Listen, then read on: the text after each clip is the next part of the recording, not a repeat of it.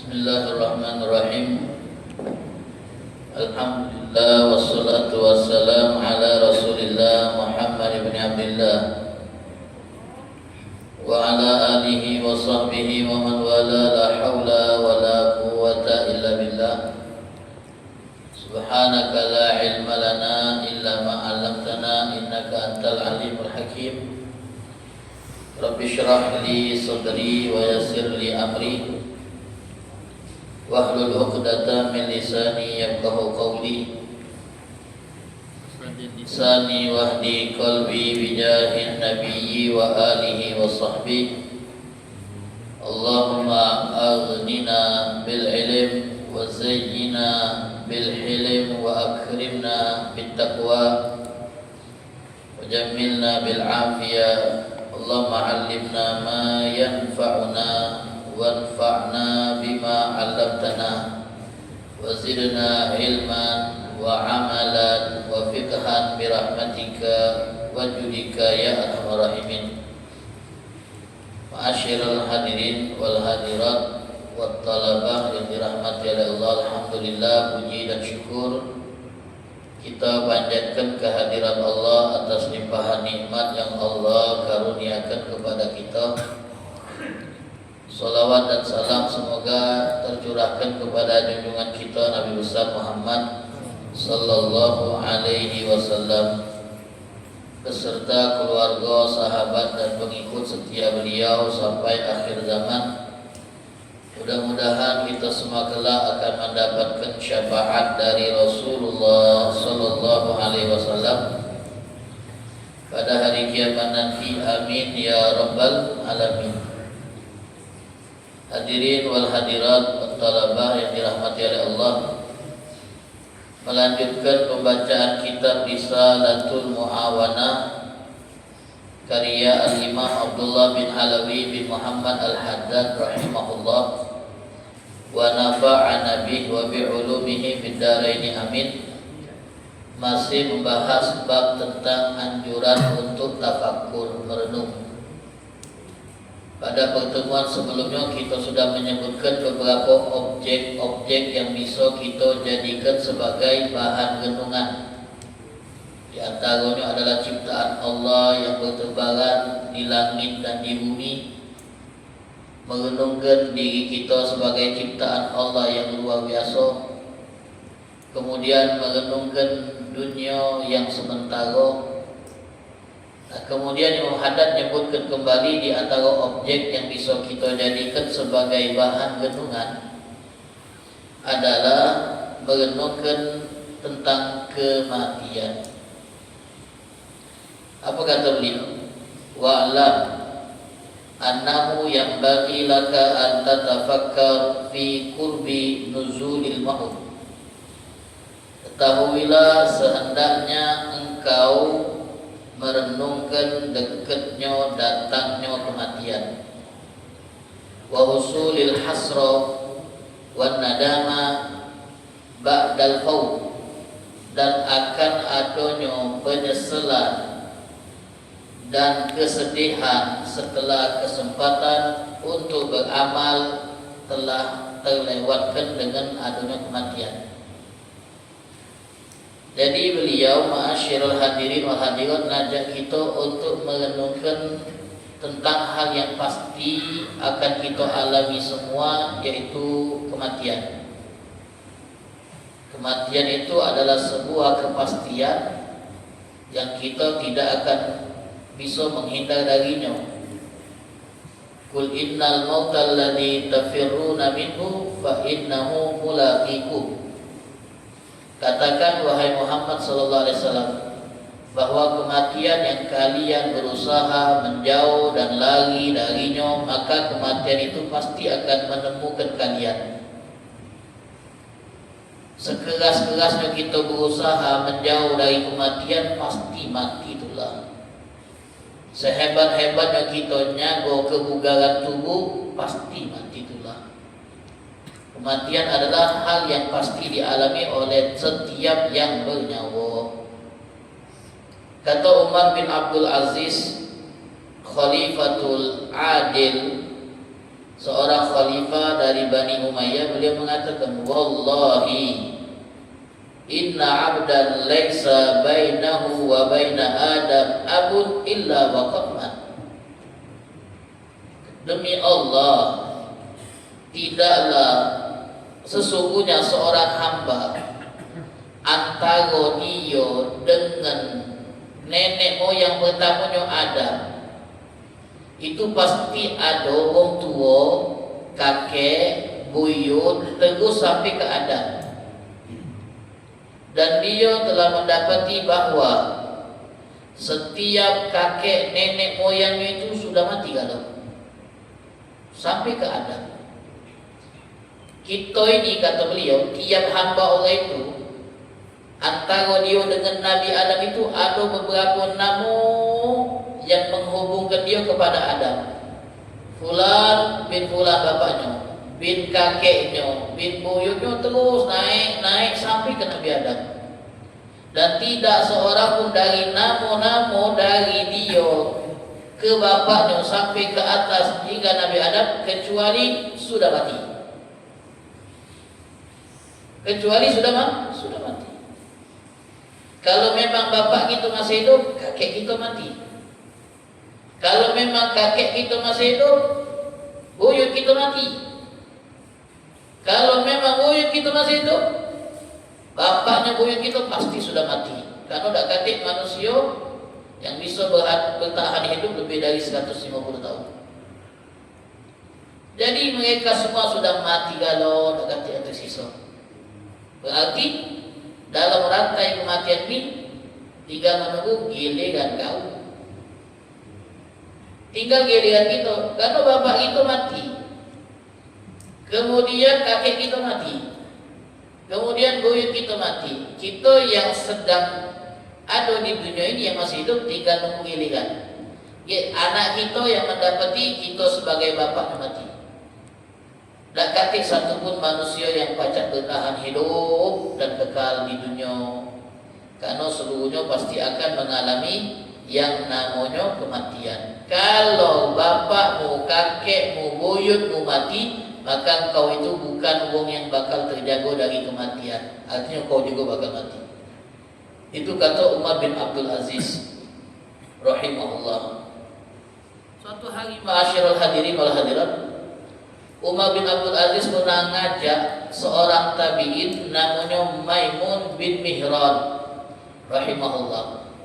Maimun bin Mihran ini diajak oleh Umar bin Abdul Aziz, hadirin wal hadirat, pergi ke makbarah, pemakaman. Setelah sampai di depan pemakaman, Umar bin Abdul Aziz rahimahullah berkata kepada Maimun bin Mihran yang menjadi temannya ke pemakaman. Beliau mengamati kuburan-kuburan yang di dalamnya sudah banyak jenazah yang ditanam. Beliau kemudian menangis. Lalu beliau berkata kepada Maimun bin Mihran, "Ya Aba Ayyub, wahai ayahnya Ayyub, hadhihi kuburu abai." Kuburan yang ada di depan kita ini adalah kuburan datuk-datuk aku. Umar bin Abdul Aziz khalifah. Ayahnya itu keluarga khalifah. Mamang-mamangnya itu ada yang khalifah. Terus sampailah Muawiyah bin Abi Sufyan, khalifah pertama dari Bani Umayyah. Dan Umar bin Abdul Aziz meneruskan. Setelah pendahulunya meninggal, beliau menggantikan posisi mereka sebagai khalifah. Beliau berkata kepada Maimun bin Mihran, "Lihat, ini kuburan datuk-datuk aku. Ka'annahum lam yusyariku ahla dunya fi ladatihim." Seakan mereka tidak pernah ikut serta dalam menikmati dunia, padahal mereka pernah hidup. Setelah mati seakan-akan mereka tidak pernah ikut serta dalam menikmati dunia. Kemudian kata beliau, "Ama tarahum sholat, tidakkah kau melihat wahai Maimun, sekarang mereka ini terkapar. Qad khalat bihi ummatulan, dan sudah menjadi santapan hewan-hewan yang ada di dalam tanah. Dulu mereka khalifah, kemudian mereka akhirnya menjadi jenazah-jenazah yang terkapar di dalam tanah kemudian menjadi santapan hewan-hewan yang ada di dalam tanah. Dulu khalifah, dulu ditakuti, dulu disegeni, dulu fasilitasnya mewah, dulu dilayani. Sekarang mereka ada di dalam tanah, mereka menjadi makanan cacing yang ada di dalamnya. Kata Umar bin Abdul Aziz, lalu summa baka hatta wasya alaih. Umar bin Abdul Aziz nangis lagi. Kali ini tangis saja lebih terseduh-seduh sampai beliau pingsan. Sampai beliau pingsan. Setelah beliau sadar, beliau berkata kepada Maimun bin Mihran tadi, ayo kita pergi dari sini. Demi Allah, kata beliau, ma'a'lamu ahadan an'am mimman sara ila hadzal kubur.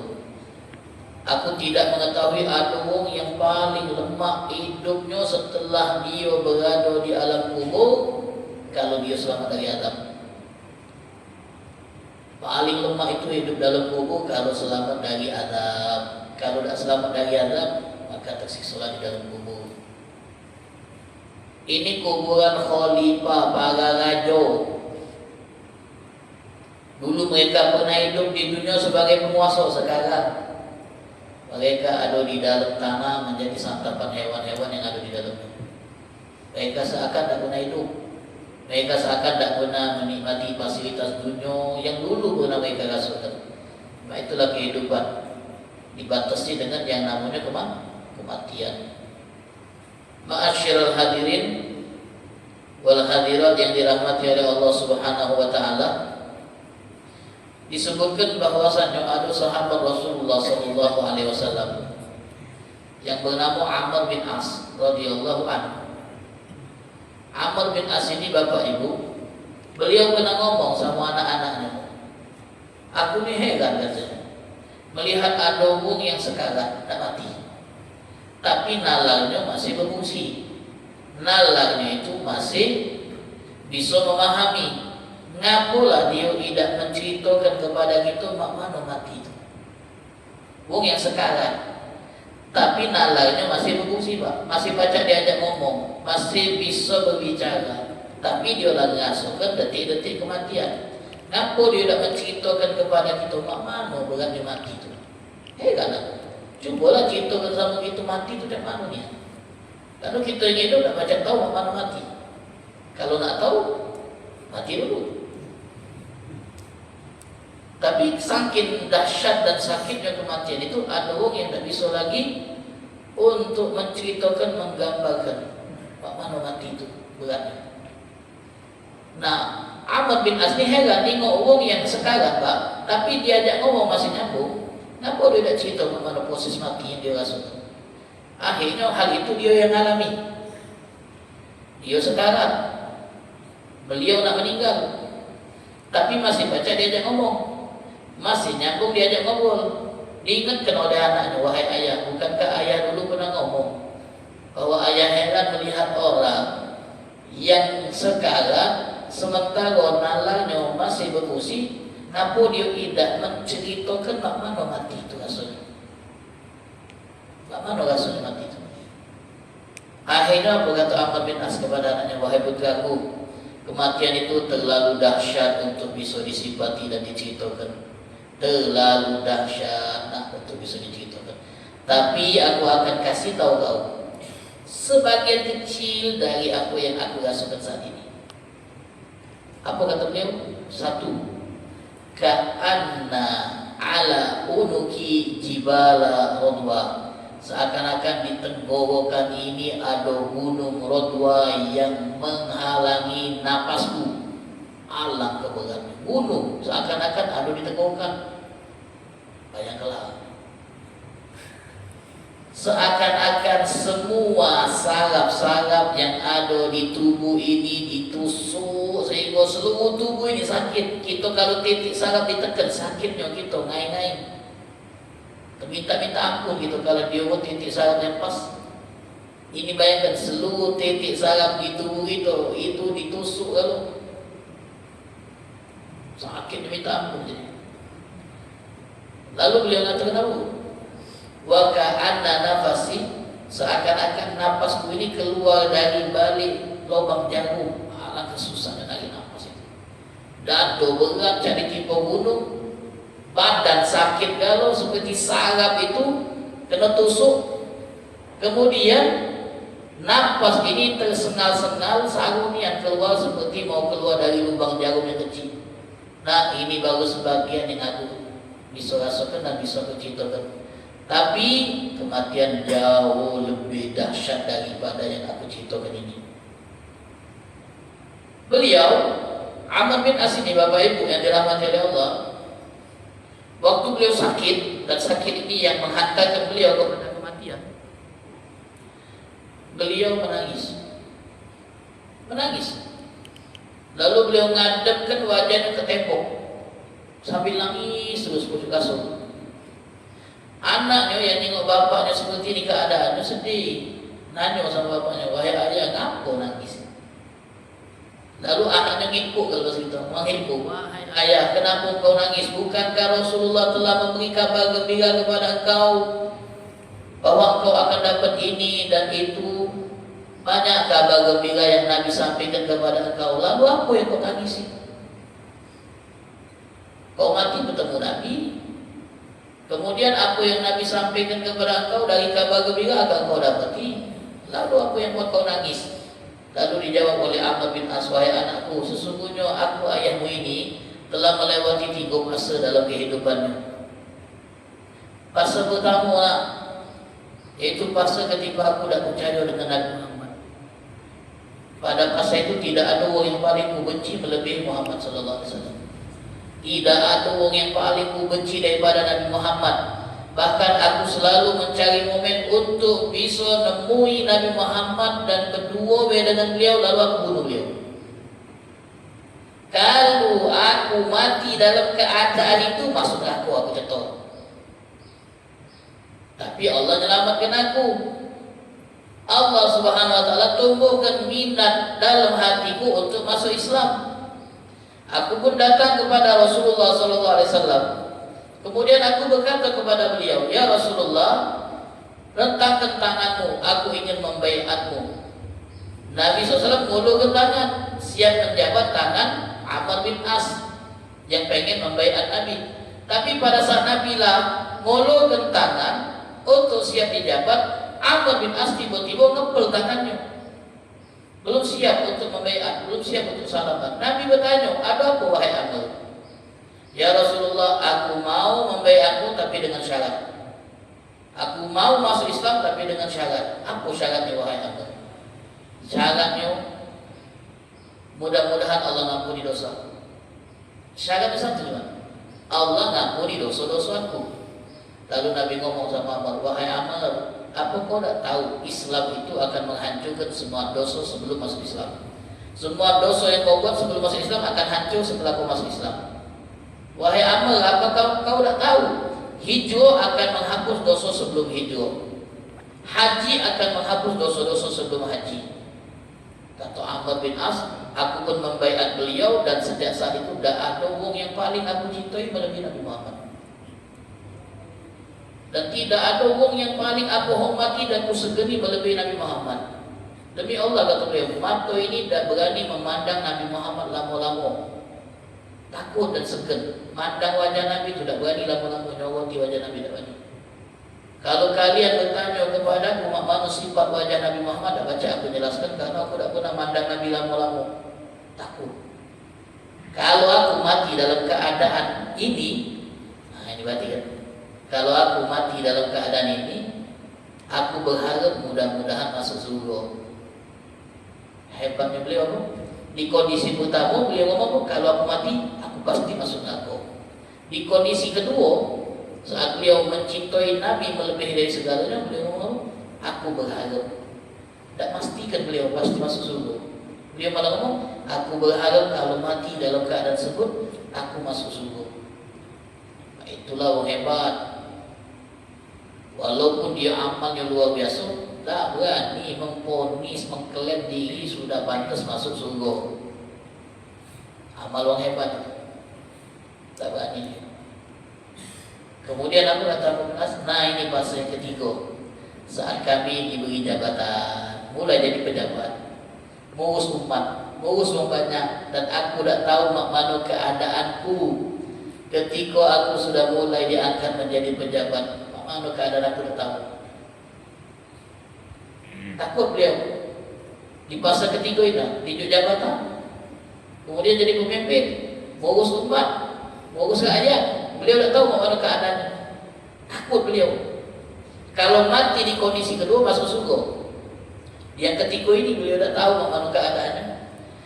Lalu dia ngomong sama anak-anaknya, "Nak, Agik kalau aku mati, pesan aku kepada kamu satu," kata beliau, "jangan ada yang nangis. Jangan ada yang nangis. Kemudian kalau aku sudah dikuburkan ke dalam tanah, jangan ada yang balik dulu. Mantep-mantep di tepi kuburanku beberapa saat supaya aku merasa tenang dengan keberadaan kalian di atas sana." Ini nunjukkan Pak bahwasanya wong yang sudah dikubur itu masih merasakan keberadaan kita yang belum balik. Jadi dari apa yang disampaikan oleh Amr bin As ini, Bapak Ibu yang dirahmati oleh Allah, kita menjadi tahu ternyata wong dalam kubur itu masih merasakan keberadaan orang-orang yang nganter dia ke pemakaman. Bukankah Nabi SAW bersabda bahwasanya ketika para pengantar meninggalkan kuburan, dia dengar bunyi tapak sendal yang nganter meninggalkan pemakaman. Dia dengar bunyi tapak kaki orang yang nganter. Setelah orang yang nganter berlari galau, baru ditanya malaikat, keadaan akhir. Bukan berarti kalau tidak balik-balik tak tanya-tanya oleh malaikat. Bukan berarti itu kan. Agak jangan sampai nak ganti pun. Jagoi terus 24 jam. Besok gantian sip-sipan supaya malaikat tak jadi datang. Ada kata cinta datang pula je. Pasti datang pula malaikat. Sebab kata Amr bin As tadi, kamu mantap-mantaplah di tepi kubur beberapa saat agar aku merasa nyaman dan tenang dengan keberadaan kalian di sana, sampai aku tahu apa jawaban aku saat Allah kirim utusannya untuk bertanya kepadaku. Muka lagi. Jadi muka lagi masih datang tak? Masih datang. Tapi dengan tengok di pojok ada orang, kita agak lebih tenang. Tidak kedewean. Doakan, bacakan, biar aku merasa tenang di bawah dengan keberadaan kalian, dan aku pun bisa menjawab pertanyaan muka dan nakir. Itu pesan Amr bin As kepada siapa? Putra-putranya. Jadi orang setelah sahabat meninggal cuma itu lagi takut. Orang setelah sahabat meninggalnya takut.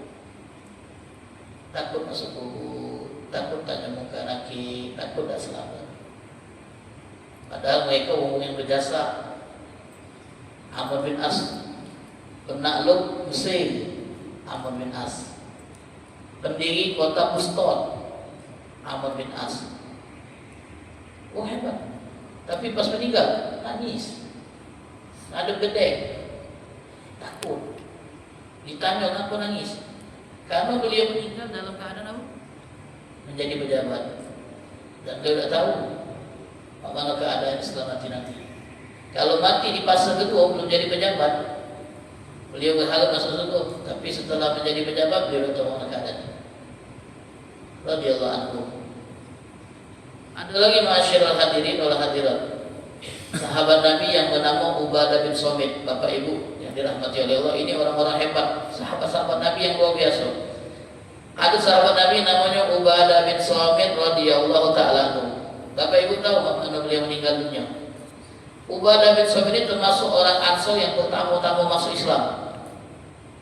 Dia masuk Islam semenjak sebelum Nabi pindah ke Madinah, dia sudah masuk Islam. Ubadah bin Samit.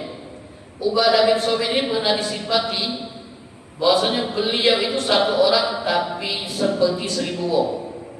Jadi kalau perang itu beliau itu pecah tenaga 1000 orang, saking beraninya dan hebatnya dalam berjihad di jalan Allah. Meninggal. Bagaimana keadaan dia waktu meninggal? Disebutkan dalam riwayat saat beliau sudah sakit dan dirawat dan merasa ajalnya sudah dekat, Beliau ngomong sama anak-anak di rumahnya, wahai anak-anakku, keluarkan kasur aku ini ke halaman. Beliau dirawat di dalam kamar, berbaring di atas kasur, badan lemah, tubuh sudah tidak kuat lagi. Beliau minta agar kasur tempat beliau berbaring itu diangkat, kemudian dikeluarkan ke halaman tempat lapang. Anaknya nurut baik, dikeluarkanlah ke halaman tempat lapang. Lalu dia ngomong sama anaknya, panggil semua pembantu-pembantuku, panggil semua hamba-hamba sahayaku, panggil tetangga-tetanggaku, panggil orang yang sering nemui aku, kumpulkan. Minta dikumpulkan loh Pak. Hamba sahaya, pelayan, tetangga, orang-orang yang sering kumpul sama beliau, dikumpulkan, minta dikumpulkan kalau. Nama ini orang mati itu siap-siap macam itu. Minta maaf sama wong yang mungkin kita pernah bersalah kepada. Itu yang dilakukan oleh Ubadah bin Samit. Beliau sahabat Nabi yang tadi disebutkan, satu orang tapi seperti 1000 wong kalau dalam berjihad.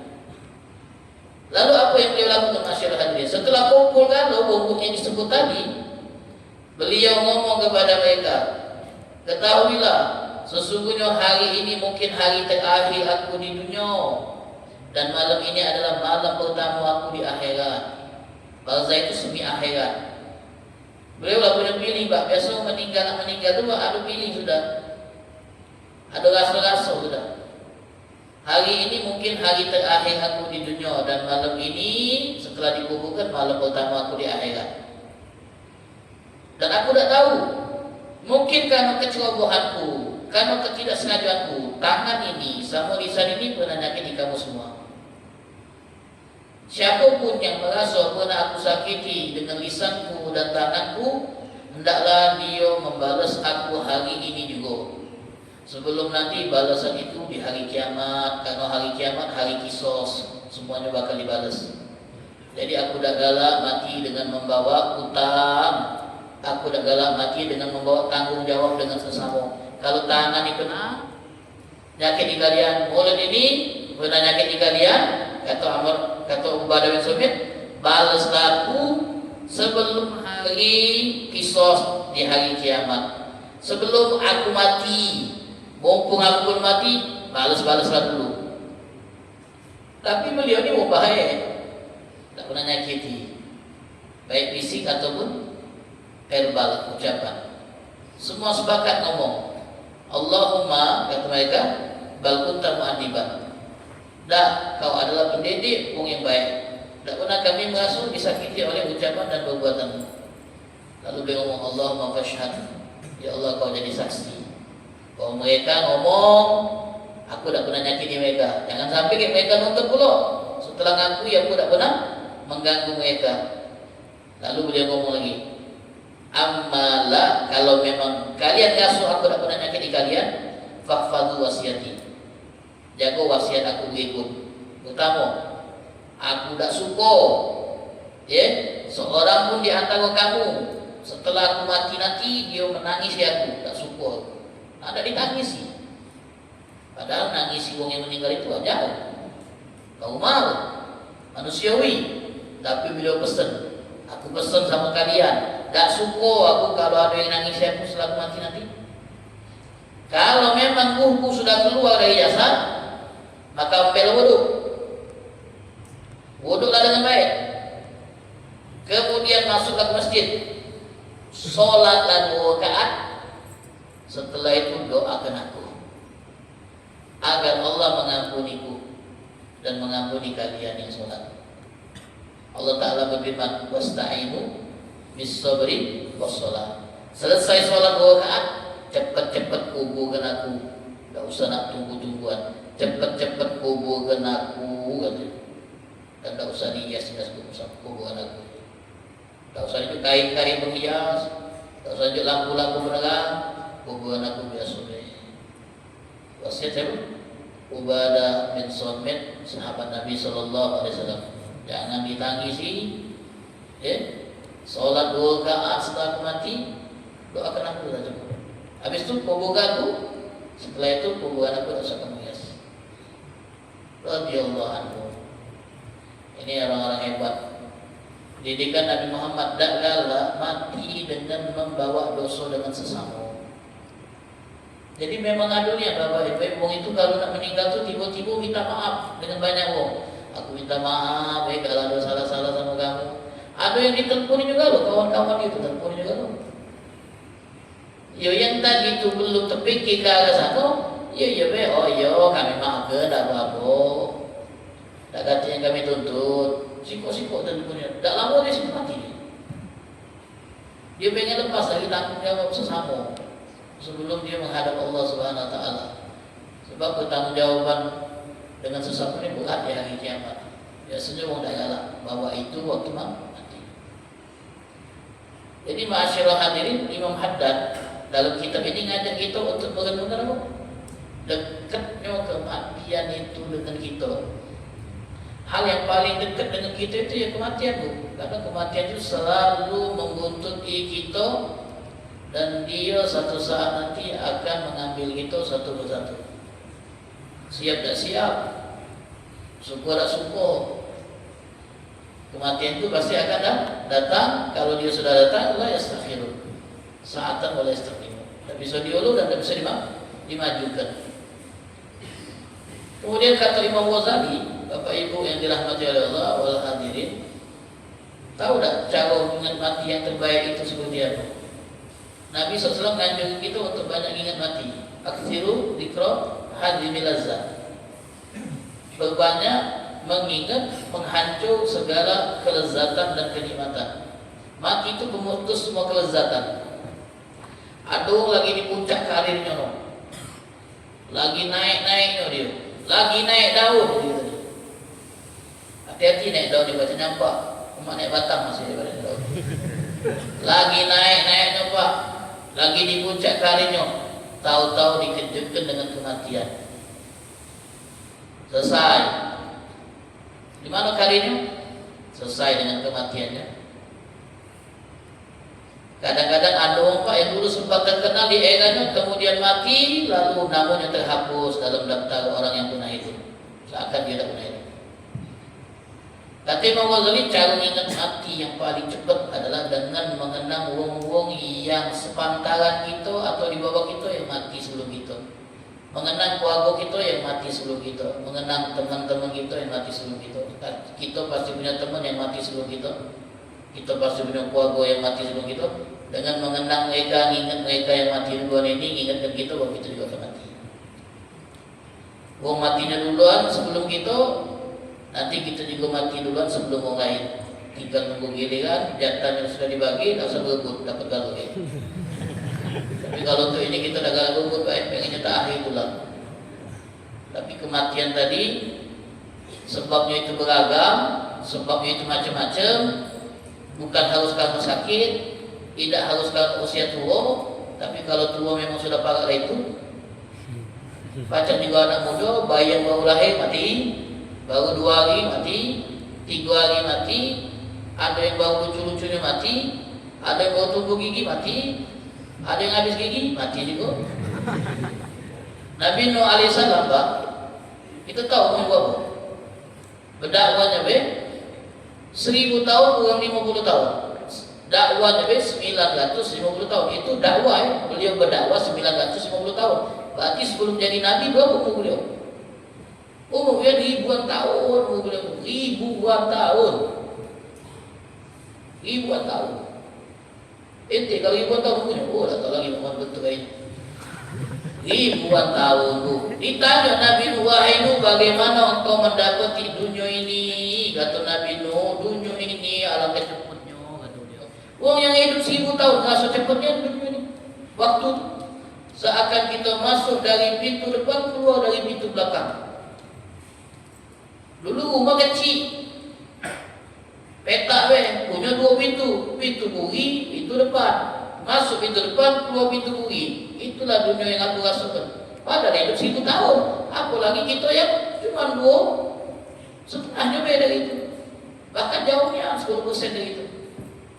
Nabi Nuh hidup 1000 tahun, nggak sedengarnya dunia ini. Apalagi kita cuma 60 sampai 70 tahun. Yang umur 40 nggak siap-siap tuh. 50 sudah nyiapkan koper sama tiketnya juga. Kalau kita mau 50 tuh ada sebuah sudah ada hilang itu. Ibarat kita nak naik pesawat, dipanggil nama kita, penumpang pesawat Garuda siap-siap. Kalau mau 50 dipanggil dari hilang itu. Yang sudah umurnya setengah abad siap-siap.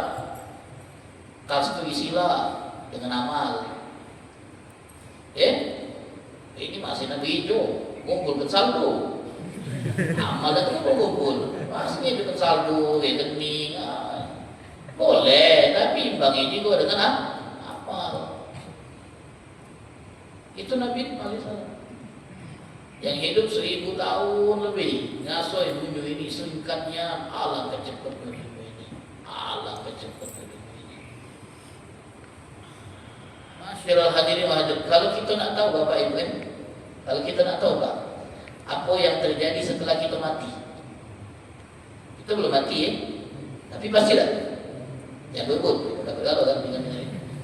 Bapak Ibu, kita nak tahu tak Bapak Ibu, apa yang terjadi setelah kita mati? Kita tak banyak tahu kan kalau kita telah mati. Tapi kalau kita nak tahu mana yang terjadi setelah kita mati, maka lihatlah apa yang terjadi setelah keluarga kita mati.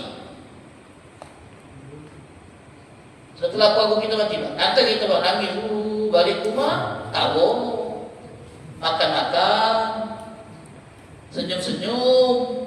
Dengan berjalan waktu, lupa kita dengan orang yang dulu pernah kita tangisi. Kita dibakar di rumah kan, seakan-akan kita tak pernah ada. Tahun 1945 banyak manusianya, banyak yang mati pula. Siapa pun mereka tak tahu kita, karena kita tak alami masa mereka. Kita pun tahun 2100 mungkin ada katil lagi bocor ini, dan kita seakan-akan tak pernah ada di bocor dunia ini. Habis kuburan kita tak tahu lagi ke mana, anak cucu kita tak kenal kita lagi, seakan kita tak pernah hidup di bocor dunia ini. Padahal kita benar dari pucuk dunia ini. Kalau tak berbekal untuk alam selanjutnya yang akan kita pasti tempati, ya nyesel kita tadi. Kata Imam Haddad apa? Wa husulun nadama wal hasra qabla al-faut. Ingat, kematian itu akan membawa banyak penyesalan. Setiap umat mati pasti nyesel.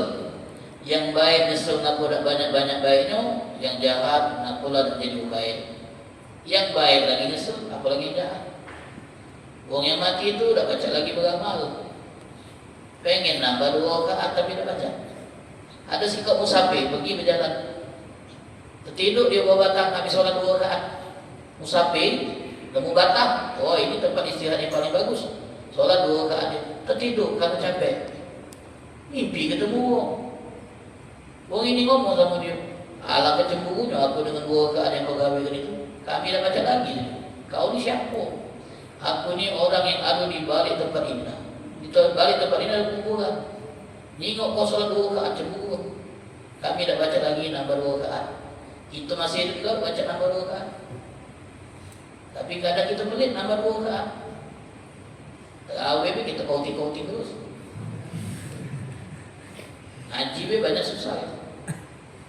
Orang di kubur dulu berharap kalau ada hadiah-hadiah dari yang masih hidup ni. Ibu-ibu punya orang tua dulu, bapak-bapak punya orang tua yang sudah dulu doakan, mintakan ampun, pasti mereka senang di sana. Kita ini yang sudah dulu orang tua doakan, pasti mereka senang. Ada sikap orang bu, ini doa tu pasti nyampe kepada yang mati, pasti nyampe. Tak percaya, tak bilang dulu. Doa pasti nyampe bu. Ada sikap orang bu Pak, dia ini setiap balik rumah lewat pemakaman. Setiap balik rumah lewat pemakaman. Nah dia punya kebiasaan, kalau lewat pemakaman stop dulu depan pintu gerbang makam tadi. Kemudian berdoa dengan 4 kalimat. Ana sallallahu wahsyatakum wa rahima ghadbatakum wa tajawaz an sayyi'atikum wa taqabbal hasanatikum. Ana sallallahu wahsyatakum wa rahima ghadbatakum wa tajawaz an sayyi'atikum wa taqabbal hasanatikum. 4 kalimat ini yang dia baca setiap hari lewat depan makam, baca doa ini balik setiap hari. Suatu hari dia lupa, balik mau nyoba, lupa membaca 4 kalimat tadi di depan makam. Malam tidur datang orang kami ni ada. demo ini. Kejut dia. Kamu siapa datang kami ambil ini? Kami ni orang yang di makam yang setiap hari dapat doa dari kau. Kami nunggu apa tadi tak kati? Apa tadi tak kati tu? Kami ni nunggu tahu jam kau balik tu nak. Jam-jam di mana kau balik nak akan kami tu. Oh itu kami ngasuhnya nikmatnya. Hari tidak kati. Oh demo mereka. Antang kalau tidur tapi itu nyata baca lagi. Sejak saat itu dia tak guna lagi absen. Lewat mau akan lewat, aku datangin ngambil lagi. Tapi kalau bapak ibu takut nah itu sudah tak usah niat lebih baik. Angin lupa datanginnya. Tapi bayangkan Pak, kalau itu doa wong asing untuk wong yang dia kenal, manfaat. Apalagi doa wong untuk wong yang dia cintai, bapak ibunya.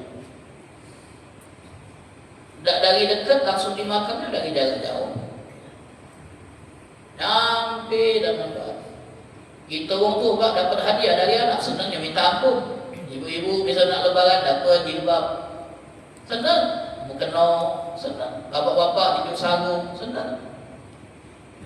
Senang kita dapat. Apa lagi yang sudah meninggal Pak dapat hadiah, pahala sedekah, doa-doa dari anak soleh. Wah, senang niat dia. Akhir.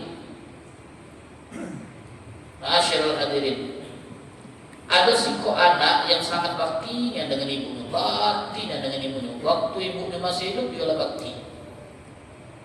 Mungkin kami pernah cerita ini. Waktu ibunya hidup dia baktinya. Pas ibunya meninggal, dia tiap Jumat tak pernah tidak ziarah ke makam ibunya. Tiap Jumat. Kita boleh tak wasiatkan sama anak kita? Nak kalau bapak meninggal tiap Jumat jangan tak ziarahi. Kenapa Pak? Hilang hisab bapak. Cabut pun, jangan gampang hisab balik pun lagi Pak. Atau itu hukum bapak. Tiap Jumat nak jangan tak datang. Tak apa wasiat. Tiap Jumat datang terus pemuda ini Pak, menziarahi ibunya. Tiap Jumat tak pernah absen. Suatu hari Allah Ta'ala berikan kesempatan dia mimpi ketemu ibunya.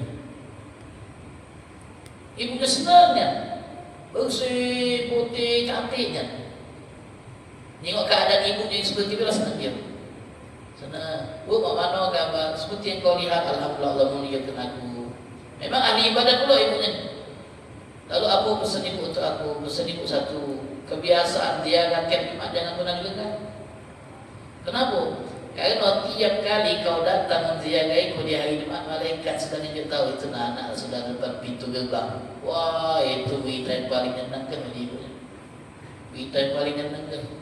Alam ini Pak, alam yang tak akan tahu itu dimensinya beda. Tapi kita bisa tahu ya melalui mimpi-mimpi, ru'ya-ru'ya solehah, mimpi-mimpi indah, mimpi-mimpi baik. Cuma dari situ kita bisa tahu Pak. Sebab kalau kita lihat kuburan kosong, 20 tahun tak ganti lagi jasad di situ, tulangnya juga. Tapi tetap walaupun kuburannya lah kosong, uangnya lah tak ganti, tetap kita ziarah itu mereka tahu, mereka menyambut, mereka senang. Mudah-mudahan Allah ampuni orang-orang yang sudah meninggal di antara kita. Allah rahmati mereka. Allah Ta'ala temani kesedihan mereka. Allah terima kebaikan mereka. Allah Ta'ala maafkan kesalahan-kesalahan mereka. Dan mudah-mudahan Allah Ta'ala jadikan kita termasuk orang-orang yang husnul khatimah insyaAllah. Amin. Ya Rabbal Alamin. Wallahu Ta'ala a'lam bis-shawab.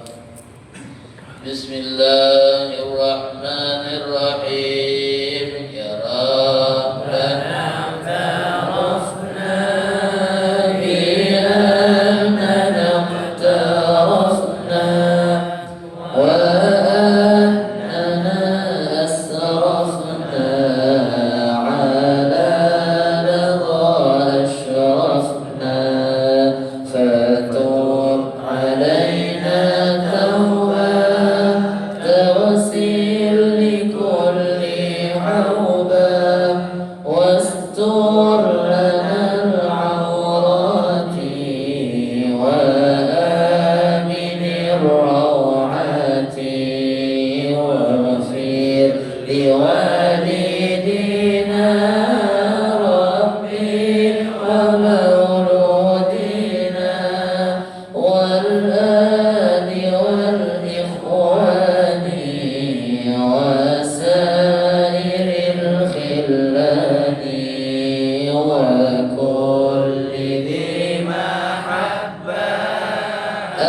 جيرة أو صحبة والمسلمين أجمع آمين ربي اسمع فضلا وجودا من نال باكتساب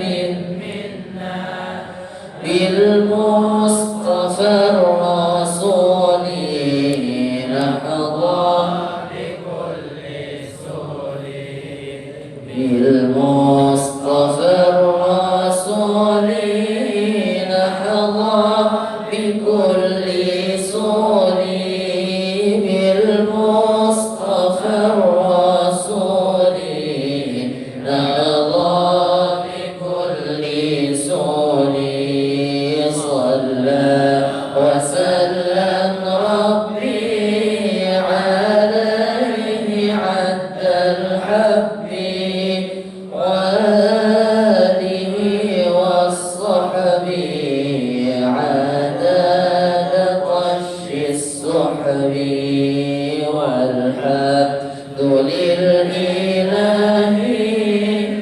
في البدء والتناهي والحمد للإله في البدء والتناهي اهدنا بهداك وجعلنا ممن يسارع برضاك ولا تولنا ولا سواك ولا تجعلنا ممن خالف أمرك وعصاك وحسبنا الله نعم الوكيل لا حول ولا قوة إلا بالله العلي العظيم وصلى الله على سيدنا محمد النبي الأمي وعلى آله وصحبه وسلم الحمد لله رب العالمين ولكم